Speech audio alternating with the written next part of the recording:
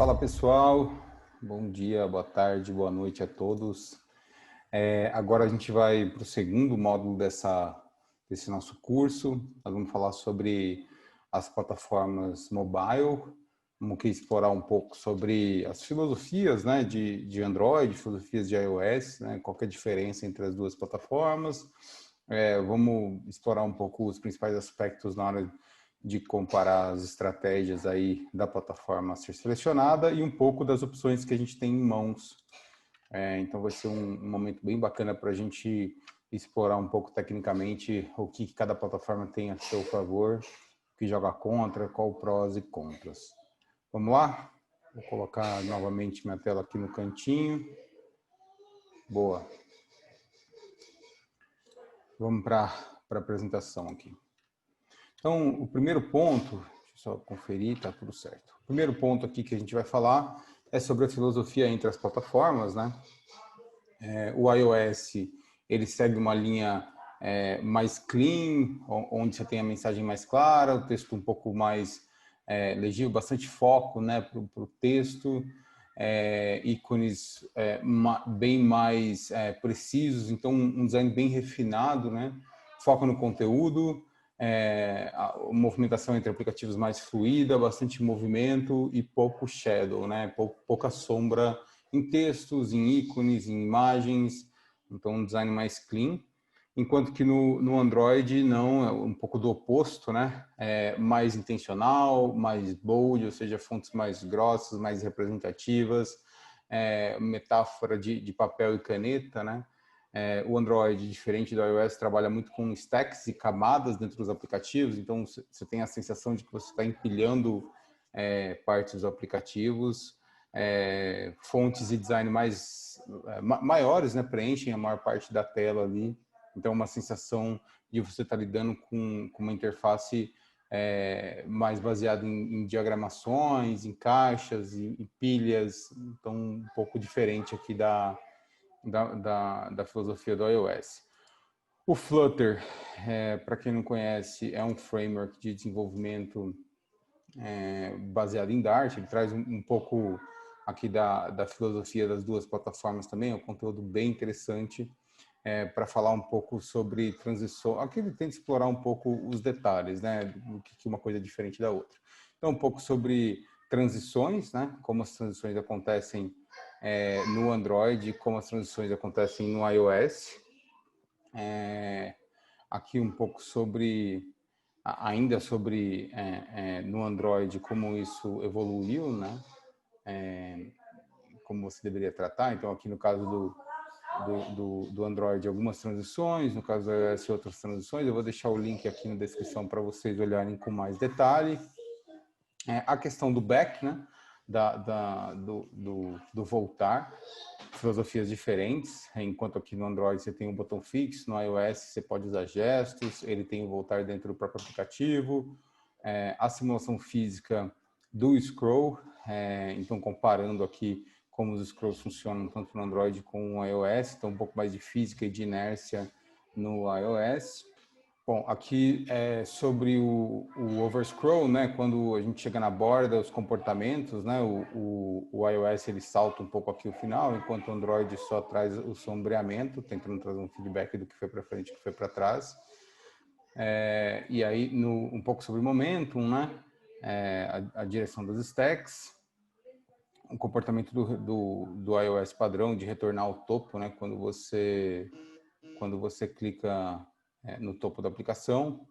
As diferenças de tipografia, como eu comentei, as diferenças de iconografia também um pouco diferente, gestos de teclado, navegação, então, enfim, traz uma boa explicação aqui das diferenças entre as interfaces, né, gesto de single tap, long pressure, enfim, um pouco da filosofia das duas plataformas, ele entra bem mais no detalhe, eu vou deixar aqui o link na descrição para vocês darem uma olhada também, beleza?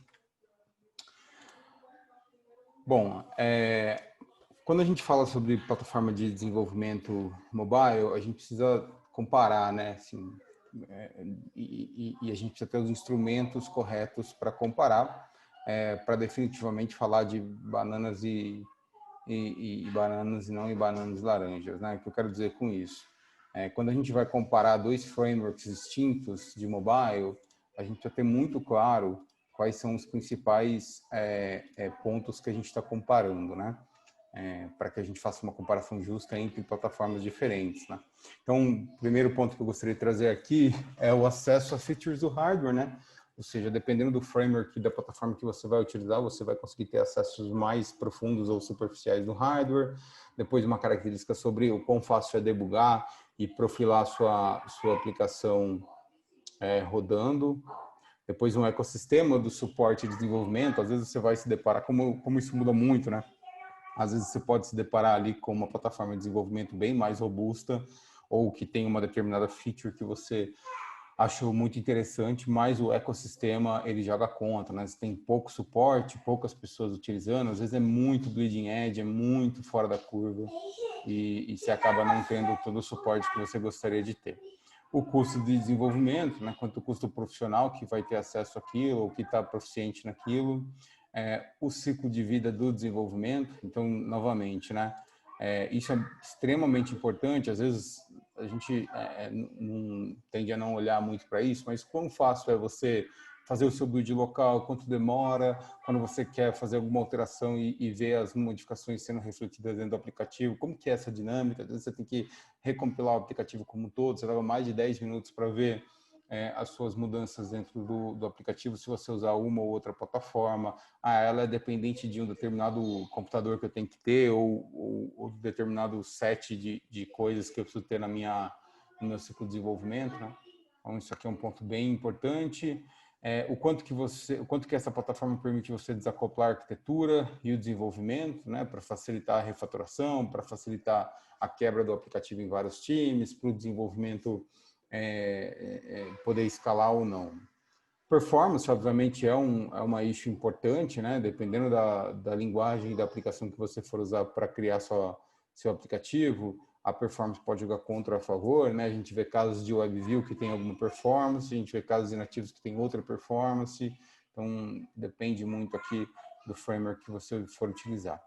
Um outro ponto relevante é a usabilidade de código ou o reuso, né? O quão fácil é você ter essas características dentro da aplicação, o quanto é simples ou fácil reusar aquele pedaço de código, aquele componente, aquela parte da aplicação que você decidiu construir para ser reutilizado em outras partes da aplicação. Esse é um ponto que precisa ser levado em consideração. Dependendo da plataforma que você usa para desenvolvimento, é mais fácil ou mais difícil de usar isso, né? Depois a facilidade de deployar em múltiplas plataformas, ou seja, você vai escrever o código uma vez só e obviamente isso vai ser distribuído em vários devices, várias plataformas. Tem trade-off sobre isso, né? Que precisa ser bem equilibrado. E eu digo na perspectiva de, uma vez que você constrói um aplicativo para ser implantado em várias plataformas, é bem provável que você vai usar menos as especificidades de cada uma, né? Ao mesmo tempo é mais fácil de gerenciar backlog, gerenciar bugs, gerenciar uma série de informações ali do ciclo de desenvolvimento. Depois tem um ponto aqui sobre as funcionalidades de acessibilidade, né? A gente sabe que tanto o Android quanto o iOS já tem uma série de recursos nativos para o público que precisa de formas de acessibilidade, e o seu aplicativo, a plataforma que você escolher, precisa falar com esse universo para que você não tenha que reescrever a roda quando hoje você for falar de acessibilidade. Então, de certa forma, ele tem que ter compatibilidade com as features nativas ali, né? O suporte de línguas, obviamente, quando a gente está pensando aqui em internacionalização. Tem uma questão de segurança e privacidade de dados. A gente sabe que tanto o iOS quanto o Android, eles lidam com privacidade e segurança de formas diferentes. Então, dependendo do aplicativo que você vai construir, da plataforma que você vai escolher, isso sim é um ponto bem importante. O tamanho da build, o tamanho final do seu aplicativo, né? A gente sabe que tem algumas plataformas que geram ali acima de 50 megas, pelo menos, para um aplicativo. Então, isso é bem importante a partir do público que você está olhando, e a consistência da interface do usuário. Então, esse ponto é bem importante, já que o usuário já tem uma experiência de look and feel, de metáforas que ele usa na plataforma. O seu aplicativo ele precisa ter algum nível de compatibilidade com isso, para que ele não tenha que reaprender a usar o celular quando ele abre sua aplicação, e a plataforma ela joga muito contra, muito favor nesse sentido. Aqui eu trago alguns exemplos de plataformas de desenvolvimento, né? Eu separei aqui em 4 grandes grupos. O primeiro grupo é o grupo mais óbvio, né? O desenvolvimento nativo. Depois eu trago um grupo mais híbrido aqui, então um desenvolvimento cross-plataforma e híbrido. Quando eu falo híbrido é porque ele é meio web, meio nativo. Eu também trouxe um grupo aqui de web apps que são instaláveis e um grupo de Instant Native Apps. Isso aqui é um pouco mais recente, um pouco menos conhecido, a gente vai falar um pouco mais sobre isso. Começando aqui pelo desenvolvimento nativo, então a gente tem os 2 grandes principais players aqui, o iOS e o Android. Obviamente tem outros players para desenvolvimento mobile, né? Tem coisas da Samsung, tem coisas da Sony, tem vários outros fabricantes que estão investindo em TVs, em outros tipos de mobilidade, mas aqui eu quis focar mais para desenvolvimento de aplicativos para celular, tablets, esse tipo de coisa. iOS, como as 3 principais linguagens de desenvolvimento, Objective-C, um pouco mais antiga, Swift, lançado em 2014, C, C++, como dando suporte para acesso nativo, dependendo da aplicação que você for construir, por exemplo, games, é bem provável que você use as 3 linguagens ao mesmo tempo. Para o Android Native aqui, o Kotlin, né, da JetBrains, lançado em 2017 como padrão de desenvolvimento. Java ainda é muito utilizado no mundo do Android, e o C também como plataforma de acesso mais low profile aqui, principalmente usado para performance ou para acesso a APIs de mais baixo nível. Bom, no mundo híbrido, né, e de desenvolvimento cross-plataforma, aqui a gente separa em 2 grandes grupos, né? O primeiro é um híbrido que utiliza web, ou seja, basicamente é uma estrutura nativa que abre uma web view dentro desse aplicativo, e a partir dessa web view você vai conseguir desenvolver ali em HTML5, JavaScript, DOM, esse tipo de coisa, CSS, né? Então esse é o mundo aqui que a gente fala. Tem 2 grandes players nesse mercado, que é o Ionic, com desenvolvimento em AngularJS, e o PhoneGap, com desenvolvimento em HTML5 puro, né? PhoneGap, Cordova, enfim, são instanciações aqui desse framework. Diferente do desenvolvimento baseado em WebView, a gente tem o híbrido nativo aqui. Então o React Native ele se encaixa nesse cara. Você desenvolve ali em JSX, que é basicamente um JavaScript com XML junto, e ele, em tempo de compilação, transforma esse negócio em componentes nativos e na aplicação nativa. Então, no fundo, o que está rodando no dispositivo móvel é uma aplicação nativa traduzida a partir desses frameworks. O Xamarin escrito em .NET, Flutter em Dart e o Accelerator em JavaScript. Então, todos esses frameworks aqui acabam convertendo para o nativo, ainda que ele ofereça uma experiência para o desenvolvedor baseada em linguagens de alto nível, aí, mais simples, mais democráticas. Tem um outro ponto aqui sobre web apps instaláveis. O Google lançou o Progressive Web Apps, né, que a gente chama de PWA. Ele é uma evolução do Single Page Application. E ali você consegue desenvolver basicamente com HTML5 e todos os frameworks que a gente ouve falar sempre aí. O próprio React, o Vue, enfim, tem uma série o próprio Flutter, né, dá para ser desenvolvido aqui em cima. Então tem uma salada aí de nomes de players em JavaScript para aplicações modernas que podem ser desenvolvidas em PWA. Ele roda no navegador, ele tem experiências que podem ser convertidas para nativo, então funciona offline, tem acesso a features do próprio device, né? Acesso a mais privilegiado ali a funcionalidade do celular, bateria, câmera, acelerômetro, giroscópio, que tem uma série de APIs prontas no navegador para fazer esse tipo de acesso privilegiado. É possível ele ser instalado no aplicativo como um atalho, né? Ele tem um look and feel ali de aplicativo nativo, você pode rodar sem internet, ele tem toda uma preparação para isso, tem banco de dados relacional e não relacional também, em memória, em disco eu falo em storage, né? Que pode ser utilizado, mas ele ainda tem uma cara de web, né? E por fim, gente, tem uma coisa mais nova aí sendo trabalhada, que são as Instant Apps, né?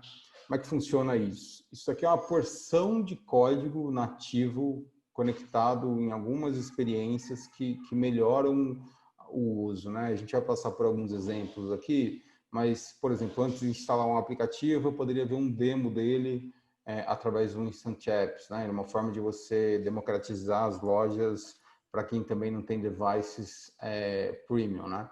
Você consegue ter acesso a um demo do aplicativo, testar ali, fazer uma brincadeira sem precisar instalar esse negócio no celular. Às vezes, aplicativos muito grandes demoram muito para ser instalado, consomem recursos de banda, enfim, às vezes você oferece algum atrito ali para que o usuário final instale seu aplicativo. Então, esses Instant Apps vêm muito no formato de demos, tem um formato menos trivial, que está conectado à navegação e a sites, que também é importante, né? Tem, por exemplo, sites de compra em que você navega todo por uma experiência web e no momento da compra, para ter acessos mais privilegiados ali na perspectiva de segurança, ele roda como um nativo dentro do navegador, né? Então, o processo de checkout, por exemplo, é feito de forma nativa. Eu vou mostrar aqui alguns exemplos de como fazer isso. Aqui um pouco sobre takeaways, né? Quais são os aprendizados dessas plataformas. Obviamente, gente, que isso aqui muda muito, isso é muito dinâmico. Cada dia que você procura sobre isso, tem uma coisa nova no mercado. Eu tentei trazer aqui um pouco dos aprendizados sobre essas plataformas, né? Então, quais são os aprendizados sobre o desenvolvimento nativo, independentemente do iOS ou do Android, né? O custo de desenvolvimento no iOS e no Android, eles são mais caros, né? Imagina que você vai ter que construir 2 pipelines de integração contínua, 2 backlogs de bug, 2 repositórios de telemetria, né? Para você entender e investigar problemas em produção, 2 times que possam dar suporte e estejam disponíveis para esse tipo de coisa. Especificamente na iOS, tem cenários de conflito de merge, quando você trabalha com muitas pessoas trabalhando debaixo do mesmo codebase. Então, esses são os aprendizados aí sobre o desenvolvimento nativo. Quando a gente fala sobre o desenvolvimento híbrido, né, web, a gente fala muito sobre look and feel, performance e o touch, né? Desenvolver com WebView não é a mesma coisa que nativo. Você precisa criar um ecossistema ali de scripts que você precisa importar, coisas que você precisa calibrar dentro da WebView para ela te dar alguma coisa muito próxima do nativo, mas ainda assim difícil, é mais custoso de você conseguir chegar no mesmo look and feel do nativo. O híbrido nativo, né? Aprender React não é algo trivial, um pouco fora da caixa, muda muito os frameworks, muda muito o ecossistema do desenvolvimento, quando a gente falou ali atrás sobre os critérios, né? O ecossistema e o suporte da comunidade é muito dinâmico no modelo do híbrido nativo, e você dominar esse ecossistema, se manter atualizado e entender os bugs, ou seja, ser um master é mais difícil, mas ainda assim tem os seus benefícios. Quando a gente fala de web apps instaláveis, então a gente está falando aqui do PWA, né? Instalar uma web app não é no seu normal, né? Um senso comum. Essa metáfora é difícil das pessoas entenderem, né? Web app, a pessoa está mais acostumada a bater um endereço ali, abrir um site, né? Difícil você explicar para a pessoa que é possível você instalar aquele site no seu aplicativo e ter acesso offline. E também é um pouco mais difícil você criar uma experiência nativa e imersiva dentro de um web app. Não que seja impossível, pelo contrário, tem todas as ferramentas para ser possível fazer esse tipo de coisa, mas o ecossistema não tem muito de desenvolvedores, né, de pessoas que fazem esse tipo de coisa, eles não têm muito esse senso comum para esse tipo de coisa. As Instant Apps, elas são bem desconhecidas ainda, mas bastante promissoras, vale muito a pena investigar um pouco sobre isso. Bom, gente, agora a gente entra na fase de demonstração aqui de todas essas coisas que eu falei para a gente fazer um deep dive, beleza? Vamos lá? Começando então pelo iOS, né? Nosso primeiro item aí, eu quis trazer aqui 2 itens importantes, né? O primeiro é sobre o life cycle da aplicação e o segundo é um pouco sobre o ciclo de desenvolvimento, como construir uma aplicação do zero, né? A gente vai passar bem rapidamente, eu vou deixar os links depois na descrição para vocês acessarem e conseguirem olhar com mais profundidade, tá? Então, a primeira coisa é sobre o ciclo de vida da aplicação, né? Como funciona, enfim, como uma coisa toda por trás, quando você abre o aplicativo no celular, sobre quais eventos que ele responde e tudo mais. Então, no fundo, aquilo que você vê é uma cena, né, do aplicativo. Essa cena, ela tem ali um estado e o aplicativo, ele responde para alguns eventos, né? Então, aqui é um exemplo só de transições que acontecem, né? Dentro de um aplicativo, a partir da hora que você lança, que você inicia ele, enfim, como que você faz as transições, nada muito, muito específico, né? Mas as transições, né? Podem ser usadas para performar essas tarefas, né? Então, no início, né? Quando você inicializa a aplicação, e as estruturas de dados de UI tomam o seu lugar ali.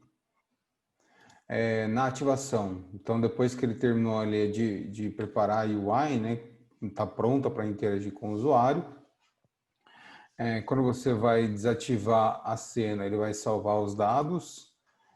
Quando ele entra no estado de background, né, e quando ele termina, para parar imediatamente e liberar todos os recursos compartilhados. E tem alguns outros eventos aqui que precisa manter tem em mente, né? Primeiro são alertas de memória, do uso de memória do sistema. Então, você vai receber um evento ali no sistema para você tomar alguma ação, tratar esse evento. Sobre dados protegidos, né? Quando eles se tornam disponíveis ou indisponíveis, isso é quando você acessa dados que estão criptografados de alguma maneira. Está bem relacionado a você habilitar ou desabilitar o telefone, né? Ou através de senha, então, enfim, quando você destrava ele, né? Geralmente lida com esse tipo de eventos. Quando você vai fazer handoff dentro do aplicativo, você vai sair de um lugar e para outro, vai fazer diferentes tasks, então você vai receber eventos. Quando a sua operadora manda uma mudança de horário, né? E quando você recebe um deep link, né? Uma URL aqui para abrir dentro do aplicativo. Então, são esses os eventos que precisam ser tratados aí na sua aplicação, coisas que você precisa levar em consideração quando você está construindo sua aplicação e ela está rodando dentro do celular. Um outro ponto aqui, né, sobre o Basic UI. Então, no caso do iOS, você vai rodar, aqui o caso do iOS com Swift, né? Você vai rodar no Xcode, que é a plataforma de desenvolvimento da Apple, a interface gráfica ali onde você vai fazer as suas ações. Em companhia do Xcode, ele vai rodar o iOS Simulator, que é um aplicativo que simula como se fosse o device real, né?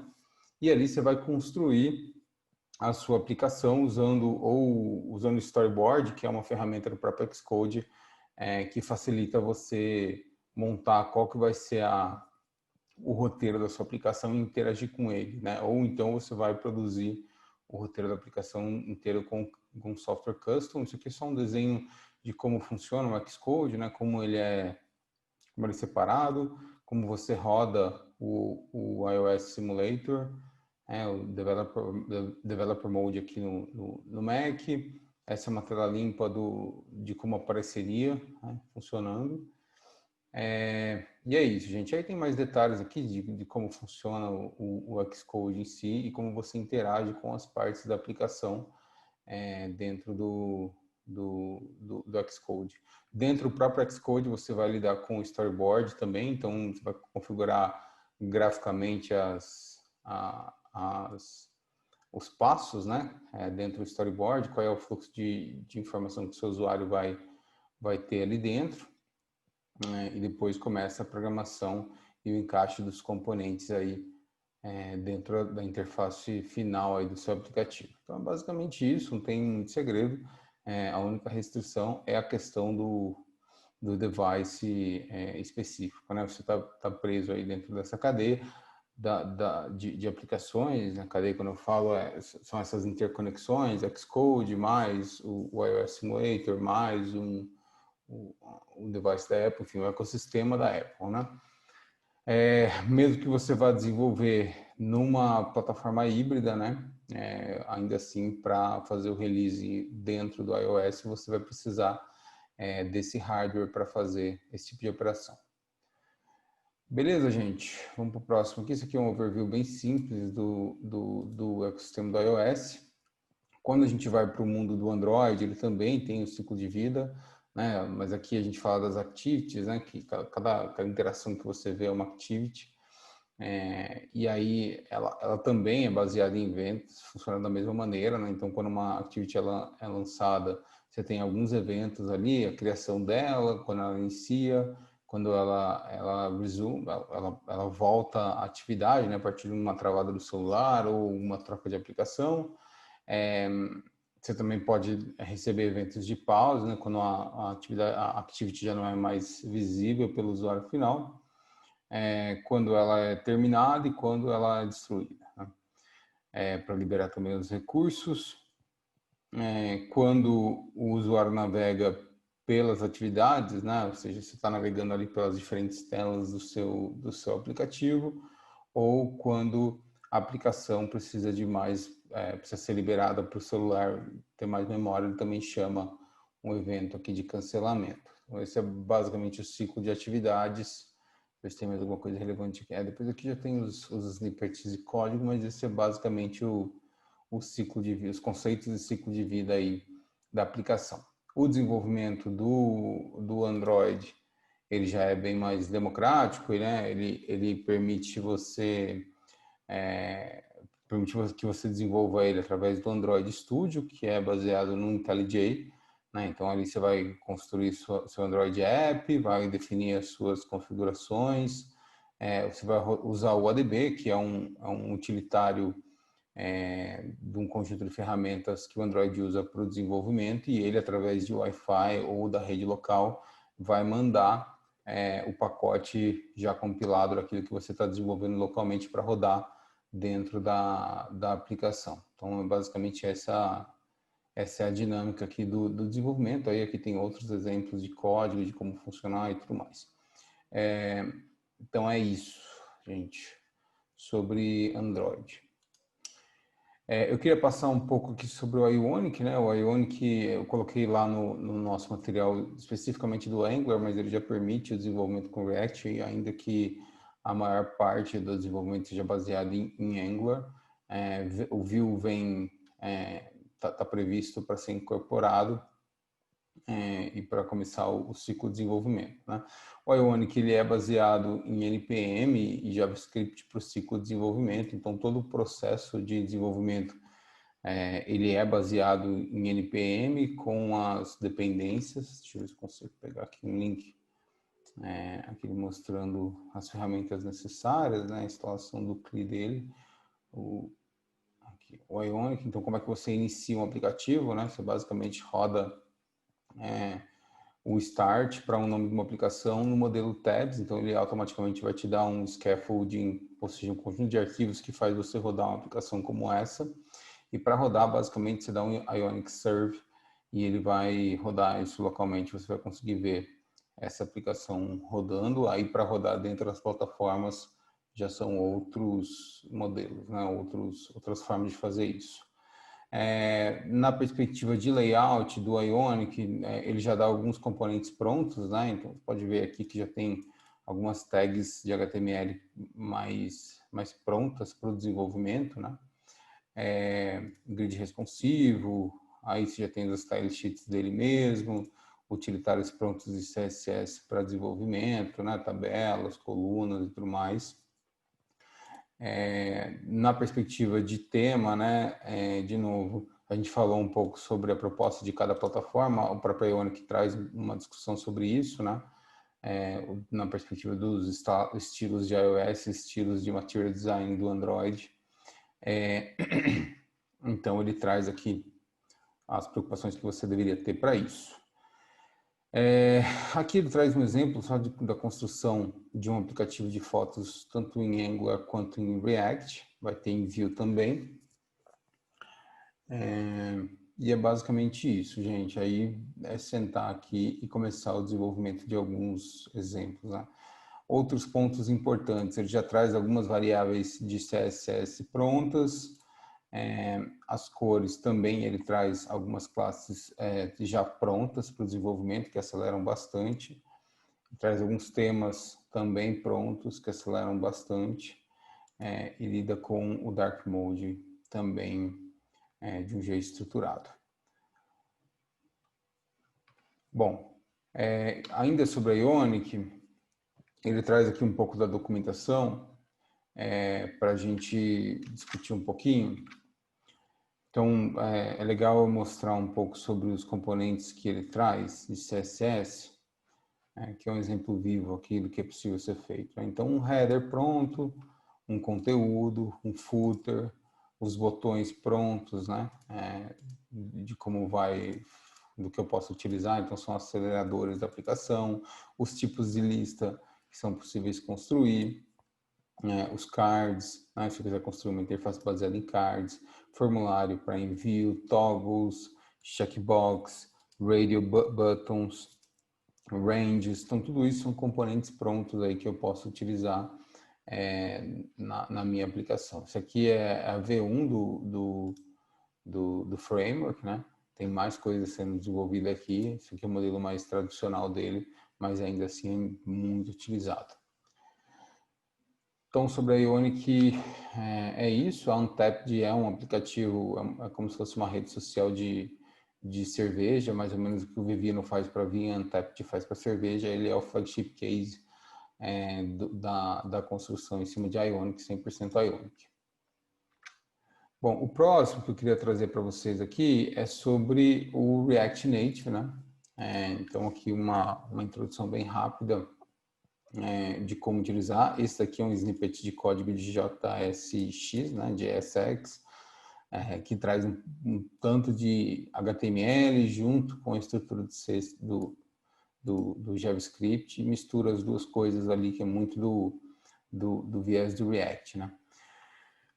Aqui ele traz um pouco sobre os fundamentos do React, né, de como funciona, enfim, é exigido um certo conhecimento na plataforma para poder trabalhar com ele. Aqui ele traz um pouco também uma explicação de como lidar com caixa de texto, lista de scroll, listas em si, né?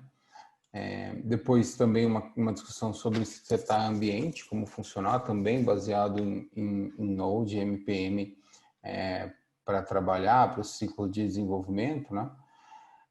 Sobre design especificamente, ele tem algumas tratativas importantes também, né?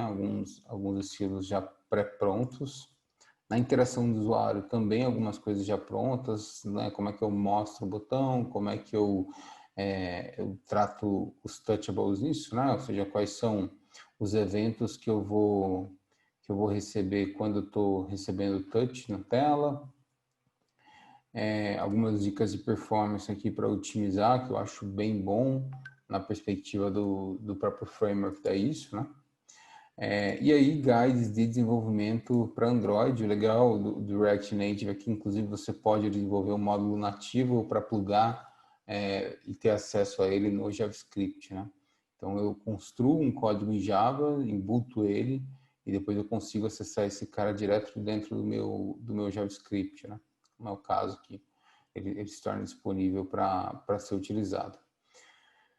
O que mais que a gente pode falar aqui do React? Aqui são alguns componentes já prontos, né? Prontos, que aceleram para caramba o desenvolvimento. Então, componentes básicos, view, texto, imagem, input, style sheet, scroll view, interface usuário, botão, tweet, switch, listas, né? Flat list, section list. Vou dar um exemplo aqui para ver se ele vai mostrar, né?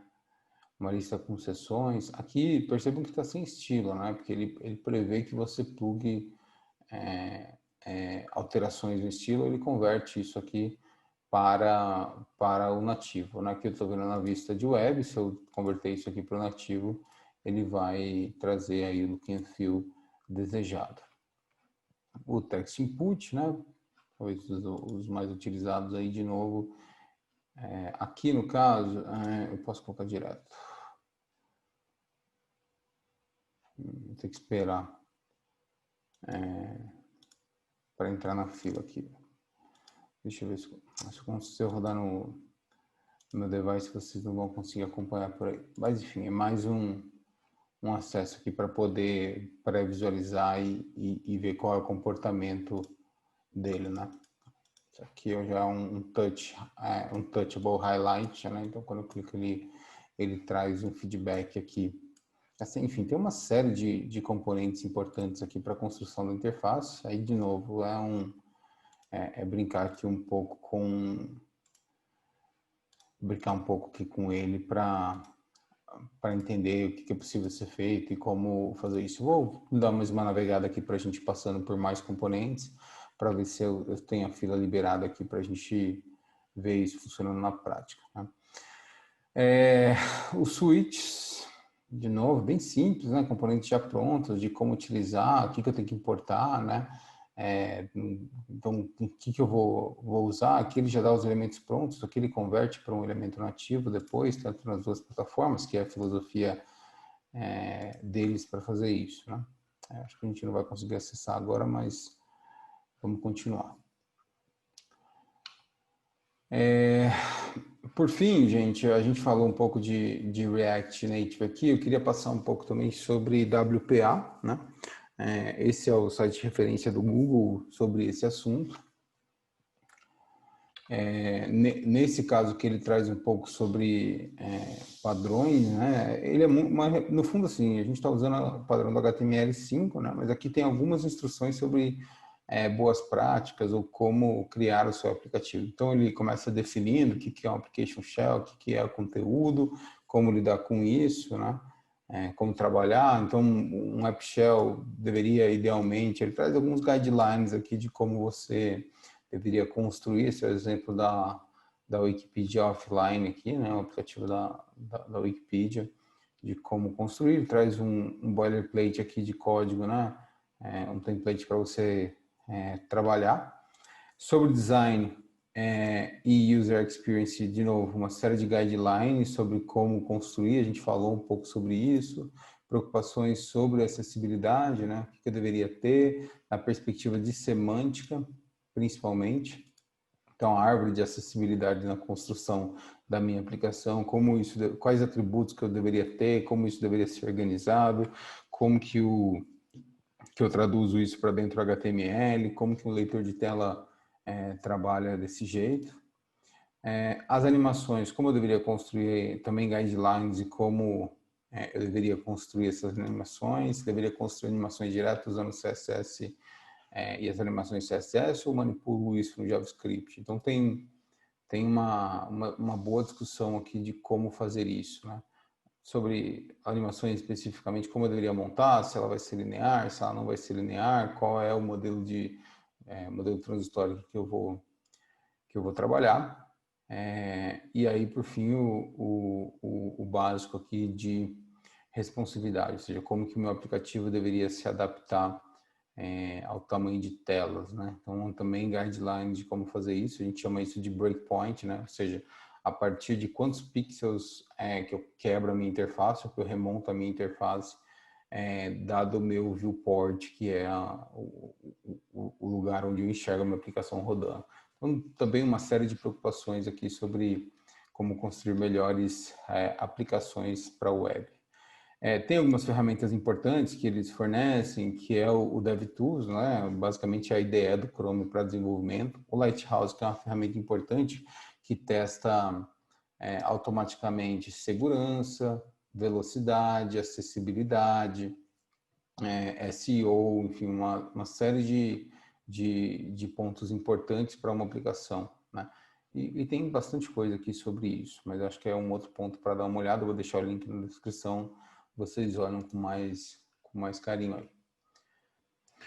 Então é isso, gente. Obrigado. Vamos voltar lá para o nosso material. A gente terminou essa parte de plataformas de mobile. Agora a gente vai falar um pouco sobre back-end. Beleza? Obrigado. Valeu.